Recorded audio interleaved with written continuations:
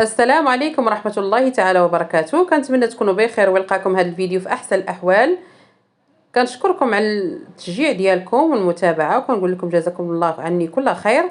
اليوم بغيت نشارك معكم واحد الكيكه تجي اكثر من رائعه بجوج بيضات خفيفه، واحد لاصوص اللي منها وفيها غيعجبكم، تجي معلكه. كنتمنى تجربوها لوليداتكم لعائلاتكم. ولا عجبكم الفيديو طبعا ما تنسونيش من الدعم والاشتراك وكتابه التعليق فضلا ونص امرا. واللي ما مشتركش في القناه نقول لكم مرحبا والف مرحبا. نبقاو مع المقادير وطريقه التحضير. نبداو على بركه الله. اللهم صل وسلم على سيدنا محمد. في واحد الكاس ديال العصير غندير كاس ديال السنيده، دائما العبار بكاس ديال العنبه، وغنضيف عليه 2 اكياس ديال الفاني. الا عندكم الفانيلا السائله ممكن تضيفوها على حسب اللي موجود. غنضيف عليهم واحد الكاس ديال زيت المائده. هذا الصوص يجي رائع في هذا الكيك. هنايا عندي ماء غليان درتو حتى غلا وعبرت كاس وضفته.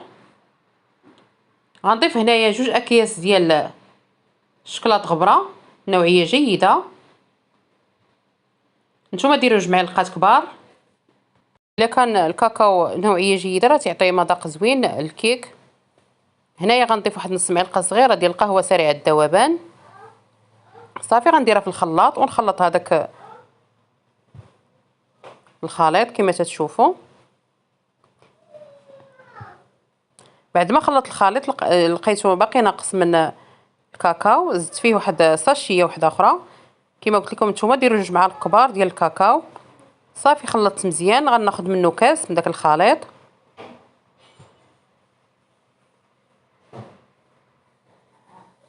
غنحتفظ به في الثلاجه بعد ما غنغطيه.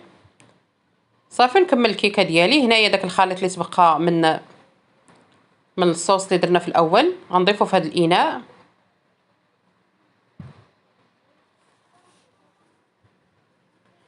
وغنضيف عليه واحد رشيشه ديال الملحه لتحسين الذوق، ما ضفتهاش في الاول حيت بغيت هذاك الصوص يكون حلو. ضفت هنايا واحد 2 بيضات. بالنسبه للبيض يكون درجه حراره المطبخ. وغنخلط الخليط ديالي. الكيكه الا ضفتو فيها الكاكاو في الاول تجي معلكه من الداخل. غير جربوا الكيكه ديال الشكلاط ديروا الكاكاو في الاول وغتلاحظوا الفرق. هنايا عندي كاس ديال الحليب، ما دفيتو ما حتى شي حاجه غير بحراره المطبخ. ونخلط الخليط ديالي مزيان. صافي دابا غندوز باش ندير النواشف. هنايا خديت كاس ديال الدقيق الابيض اللي هو الفورس، ضروري تغربلوه ويكون نوعيه جيده خاص بالحلويات. وغنضيف عليه 2 ساشيات ديال الخميره من فئه 8 غرام، 16 غرام المجموع.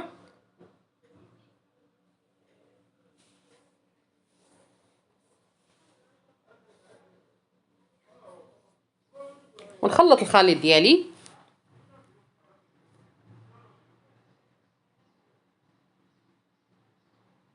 وغنضيف الكاس الثاني.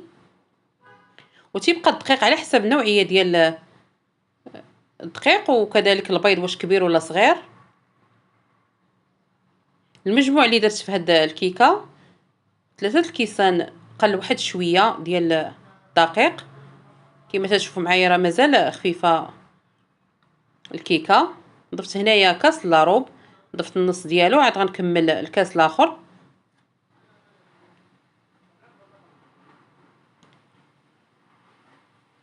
مهم الدقيق ما تضيفوش في مره. الا كنتم مبتدئين ديروا على دفعات وانتم تشوفوا الخليط ديالكم.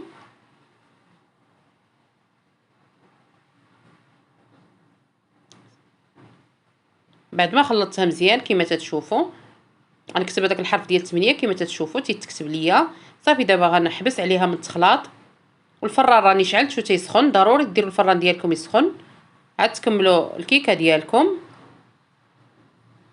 هنايا خديت المول دهنته بالزبده ورشيته بالدقيق. بالنسبه للمول الا بغيتوها تكون طالعه ديروا مول صغر من هذا المول اللي درت انايا.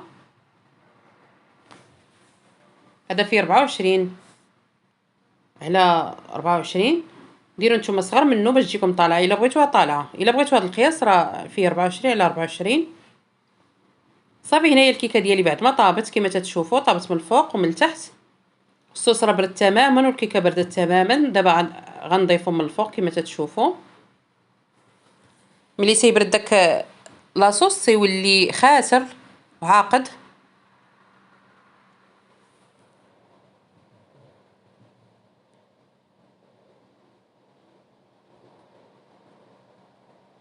غير جربوا بهذه الطريقه غيعجبكم ان شاء الله. فيه واحد المذاق اللي رائع بلا ما نحتاجو نديرو لا كريمه لا دانو لا حتى شي حاجه. كما قلت لكم منها وفيها. صافي غنزينها بواحد شويه ديال الشكلاط اللي غنديرو غير بالموس، ولا بغيتو ديرو في الحكاكه ولا على حسب الرغبه. ممكن تخليو هذاك الصوص حتى يبرد تماما في الكيكه وتزينوها بشويه ديال اللوز ايفيلي ولا كاوكاو محمر مهرمش على حسب الرغبه ديالكم نتوما. زدت هنايا حبيبات ديال الشكلاط كما تتشوفوا فيغميسيل.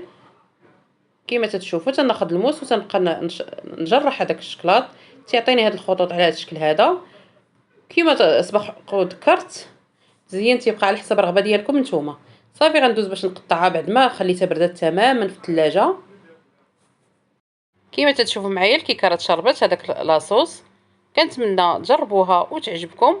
ولا عجبكم الفيديو طبعا ما تنسونيش من الدعم والاشتراك وكتابه التعليق فضلا ونساء امرا. تبارطاجيو مع الاهل والاصدقاء باش تعم الفائده. دمتم في رعايه الله وحفظه والسلام عليكم ورحمه الله. في وصفه واحده اخرى ان شاء الله.